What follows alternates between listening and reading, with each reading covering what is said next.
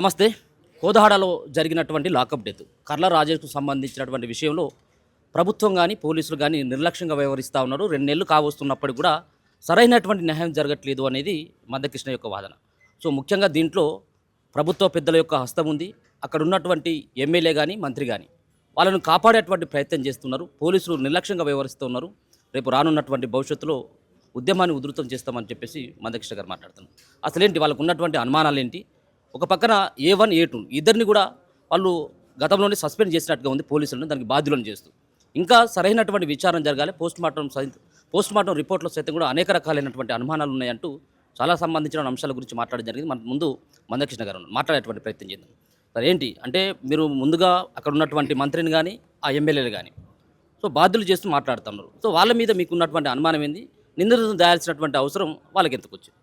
ఒకటి ఏంటంటే ఈ కేసు మొత్తం పూర్వపరాల్లోకి వెళ్తే ఈ కేసులో వాళ్ళ రాజకీయ ప్రత్యర్థి అయిన కోదాడలో స్థానిక ఎమ్మెల్యేకు రాజకీయ ప్రత్యర్థి అయిన మాజీ ఎమ్మెల్యే బొల్లం మల్లయ్యని ఇరికించడం కోసం జరిగిన ప్రయత్నంలో టార్చర్ వీళ్ళ మీద ఎక్కువ పెట్టడం జరిగింది.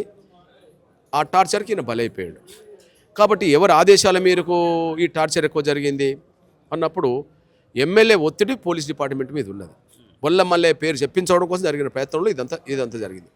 కాబట్టి బొల్లం మల్లయ్య పేరు చెప్పించడం జరిగిన టార్చర్లోనే చనిపోయింది. కాబట్టి ఇప్పుడు పోలీసులను నేరానికి పాల్పడ్డా లాకప్ డెత్ గురైన పోలీసులను కాపాడే బాధ్యత కూడా ఎమ్మెల్యే తీసుకున్నది కాబట్టి మంత్రి కూడా సపోర్ట్ చేస్తూ వీళ్ళందరినీ కాపాడే ప్రయత్నం చేస్తున్నాడు. అందుకు సాక్ష్యం స్పష్టంగా ఉన్నది. ఇప్పుడు మీ దృష్టి తీసుకొస్తున్నాను. నేను మానవ హక్కుల కమిషన్ నివేదిక ఇప్పుడు మీ ముందు చదివాను.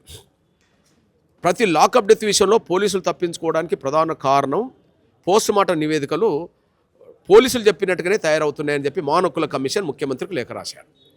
అందరికీ లేఖ రాశాడు. ఇప్పుడు ఇక్కడ అదే జరిగింది కదా. ఇప్పుడు ఇందులో A1 అక్రమ నిర్బంధం, మళ్ళీ చిత్రహింసలు గురి చేసిన కేసుల్లో A1, A2, SI, CAలు A1, A2లు మరి పోస్ట్ మార్టం కాడ ఎందుకు అనిపిస్తారు? గాంధీ ఆసుపత్రి ఎందుకు వచ్చారు? వాళ్ళకి ఇక్కడికి రావద్దు కదా. కర్ల రాజేసి రిమాండ్ ఖైదీగా జైలు నుండి మళ్ళీ బయట హాస్పిటల్కి వచ్చి చనిపోయింది కదా. జైలు అధికారులు చూసుకుంటారు, లేకపోతే ఎక్కడ జైలు ఉన్నదో అక్కడ ఉండబడే స్థానిక పోలీస్ యంత్రాంగం చూసుకుంటుంది. ఇది హుజూర్నగర్ సంబంధించిన వాళ్ళు చూసుకుంటారు. మరి కోదాడ CI ఎందుకు వచ్చిండు ఇక్కడికి? 16-17 ఇక్కడ ఎందుకు ఉన్నాడు? చెలుకూరు SI ప్రధాన నిందితుడు కదా దీనిలో. ఆయన ఎందుకు వచ్చి ఇక్కడికి వచ్చిన్నాడు? మేము ఫోటో ప్రదర్శించాం కదా. అంటే ఎందుకు వచ్చిండ్రు అంటే డాక్టర్లతో నివేదికను వాళ్ళకు అనుకూలంగా రప్పించడం కోసం. చిత్రహింసలు పెట్టలేదు, కేవలం ఏదో ఒక అనారోగ్య ప్రాబ్లం వల్ల చనిపోయిందని చెప్పి రాయించుకోవడం కోసం ఇక్కడికి వచ్చారు. లేకపోతే ఎందుకు వచ్చిండ్రు వీళ్ళు. ఓకే, వీళ్ళు రావడానికి కారణం ఎవరు? పై అధికారులు. DSP కూడా దీనికి కారణం కదా. DSPకి తెలియకుండా, కోదాడ DSPకి తెలియకుండా మరి కోదాడ CI ఇక్కడికి వచ్చుంటాడా 2 రోజుల పాటు? కోదాడ DSPకి తెలియకుండా చిలుకూరు SI ఇక్కడ వచ్చి ఉంటాడా? పోనీ ఎస్పీకి తెలియకుండా వీళ్ళు వచ్చి ఉంటారా? DSPకి ఎస్పీకి తెలుసు. ఎస్పీనే వీళ్ళని పంపాడు ప్రత్యక్షంగా. మీరు CI SI phone call record బయట పెట్టండి. ఓకే, SP ఆ రోజు ఫోన్ కాల్ రికార్డు బయట పెట్టేసేయండి. SP ఫోన్ కాల్ రికార్డు బయట పెట్టినా ఆయన ఎవరికి చేసిండో అర్థమవుతుంది. ఇక్కడ ఎవరు రిసీవ్ చేసుకున్నారు, ఎవరికి ఫోన్ చేసిండో అర్థమవుతుంది. నేను అంటున్నా ఎస్పీనే ఫోన్ చేసి CIకి SIకి మీరు అక్కడనే ఉండండి, డాక్టర్లతో మాట్లాడండి, చాలా జాగ్రత్తలు తీసుకోండి, అవసరం ఉంటే ఎమ్మెల్యే కూడా సపోర్ట్ తీసుకోండి అని చెప్పి ఆయన మాట్లాడిండు. వీళ్ళ పని చేసి పెట్టేశారు. దానివల్లనే MRO చేతులు ఎత్తేసాడు. డ్యూటీలో లేని లక్ష్మీకాంత్ రెడ్డితో డ్యూటీ చేయించడం అంటే అర్థం ఏంటిది? పోస్ట్ మార్టం చేయించడం అంటే అర్థం ఏంటిది? అదే సమయంలో సికింద్రాబాద్ గాంధీ ఆసుపత్రిలో వీడియోగ్రాఫర్ ప్రతిరోజు తీసే కాడు ఉంటే కోదాడ నుంచి రామకృష్ణ రెడ్డి ఎందుకు తీసుకొచ్చేశారు? సురాజ్ ఎందుకు మాయమైపోయిండు ఆ రోజు?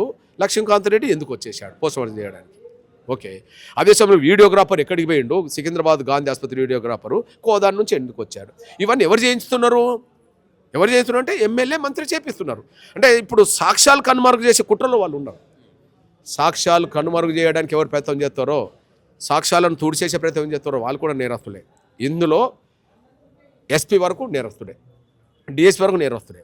ప్రైవేట్ వ్యక్తులుగా వీళ్ళకు అండగా వీళ్ళని కాపాడే ప్రయత్నం చేస్తున్నది ఎవరంటే ఎమ్మెల్యే ప్రధానంగా, తర్వాత వాళ్ళ భర్త ఉత్తమ్ కుమార్ రెడ్డి గారు. వీళ్ళు కూడా ఇలా నేరస్తులుగా అవుతారు. వాళ్ళ మీద కూడా కేసు పడాల్సి వస్తుంది. సో ఫైనల్గా అంటే ఆ కుటుంబానికి న్యాయం జరగాలంటే మీరు తదుపరి కార్యక్రమాన్ని ఏం ఎంచుకోవడం జరిగింది? మీరు ప్రధానంగా ఏం డిమాండ్ చేస్తా ఉన్నారు? నేను నా తమ్ములకు విజ్ఞప్తి చేస్తున్నాను. ఎంతో సోషల్ మీడియా ద్వారానే ప్రజలు సత్యాలు తెలుసుకుంటారు. నీ ఎలక్ట్రానిక్ మీడియా ప్రింట్ మీడియా మీద నమ్మకాలు రోజు రోజు పోతున్నాయి, ప్రజలకు పోతున్నాయి. ఇది వాస్తవం. వాళ్ళు వాళ్ళ వర్గ ప్రాధాన్యాలకు అనుగుణంగానే వందల కోట్ల రూపాయలు పెట్టుకొని పత్రికలు నడిపే ఎలక్ట్రానిక్ మీడియా నడిపే వాళ్ళందరూ వందల కోట్లు పెట్టుకుంటారు కాబట్టి వాళ్ళకు పాలకులతోటి వాళ్ళతోటే సంబంధాలు, డిపార్ట్మెంట్తో సంబంధాలు ఉంటాయి. ఇట్లాంటి వాళ్ళకు ప్రజల ప్రాణాలు పోయినా కూడా వాళ్ళు వెలుగు తీసుకురారు. 60 రోజులు గడుస్తుంటే ఒక్క ఎలక్ట్రానిక్ మీడియా ఒక స్టోరీ బోర్డు పెట్టదా? ప్రతిరోజు ఇక్కడ వార్త వస్తుంది కదా. ఒక ప్రింట్ మీడియా ఒక ఇంటర్వ్యూ తీసుకోదా? తల్లి దగ్గరికి పోయి ఇంటర్వ్యూ తీసుకోదా? ఏం జరుగుతుందనే విషయం వాళ్ళ బిడ్డలకు వాళ్ళ బంధువులకు ఇట్లా జరుగుతాయి, గట్లనే మౌనంగా ఉంటుందా? ఇప్పుడు ఎవరి మీద ఆధారపడాలి? Social media ఆధారపడాలి. నా తమ్ములకు మేము విజ్ఞప్తి చేస్తున్నా. ఇప్పుడు నేను ఇక్కడ ప్రెస్ మీట్ పెట్టినప్పుడు నా దగ్గర మీరు తీసుకుంటున్నారు, చాలా సంతోషం. నేను చెప్పేది సత్యమా కాదనే విషయం తెలుసుకోవడానికి అక్కడికి వెళ్ళండి. నేను తీసుకెళ్తా మీ అందరినీ. ఒక ప్రత్యేక బస్సు పెట్టి 2 బస్సులు పెట్టుకొని మొత్తం అందరు పోతాం. సత్యాలను బయట తీయండి. రాజేష్ మరణానికి ఎవరు కారకులో వాళ్ళకు శిక్షలు పడేటట్టు చేయండి.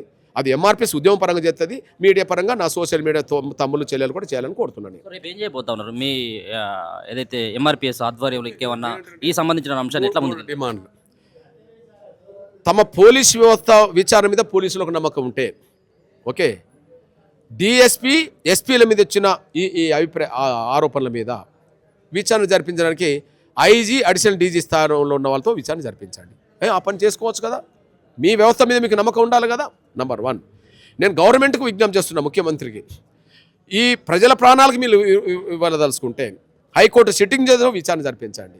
మీరు వేరే కేసులో సిబిఐని ఆహ్వానించడం కాదు, ప్రజల ప్రాణాలకు విలువనిచ్చే కేసులో మీరు సిబిఐని ఆహ్వానించండి. అందులో కర్ల రాజేష్ కేసు విషయంలో వాస్తవాలను వెలుగులోకి తీసుకొచ్చి నిందితులు ఎవరైనా వాళ్ళకి చట్టపర శిక్షలు వేయించడం కోసం సిబిఐని ఆహ్వానించే విధంగా సిబిఐతో విచారణ జరిపించాలని చెప్పి నేను ముఖ్యమంత్రికి డిమాండ్ చేస్తున్నా. ఈ విషయాన్ని ముందుకు తీసుకెళ్లడం కోసమే ఈ నెల 18న సూర్యాపేటలో, రేపు లేదు ఎల్లుండే సూర్యాపేటలో ఎంఆర్పీఎస్ అనుబంధ విభాగాల తెలంగాణ రాష్ట్ర కమిటీ సమావేశం జరగబోతుంది. అక్కడనే భవిష్యత్ కార్యాచరణ రూపొందిస్తాం. ఒక విమర్శ కూడా మీ మీద ప్రధానంగా ఈ అంశంలో వినబడతా ఉంది. మందకృష్ణ మాదిగ గారు ఇక్కడ ఉన్నటువంటి ప్రభుత్వాన్ని భద్రం చేసేటువంటి విధంగా మాట్లాడుతూ ఉన్నారు. దేశంలో ఎన్నో దళితుల మీద జరుగుతున్నటువంటి అత్యాచారాలు కానీ, ఇటువంటి లాకప్ డెత్లు కానీ, హత్యల గురించి ఇంత పెద్దగా తీసుకెళ్లినటువంటి మందకృష్ణ దీన్నే ప్రధానంగా తీసుకువెళ్ళడంలో ప్రభుత్వం మీద కక్ష పెంచుకున్నాడు అన్నటువంటి ఆరోపణ కూడా వినబడతా ఉంది సార్. ఇప్పుడు మీకు ఒక విజ్ఞప్తి చేస్తున్నా. కేసీఆర్ గవర్నమెంట్ లాకప్ డెత్ మర్యామది ఎక్స్పోజ్ అయింది. అందులో ప్రధాన బాధ్యత తీసుకునేది ఎంఆర్పీఎస్ఏ.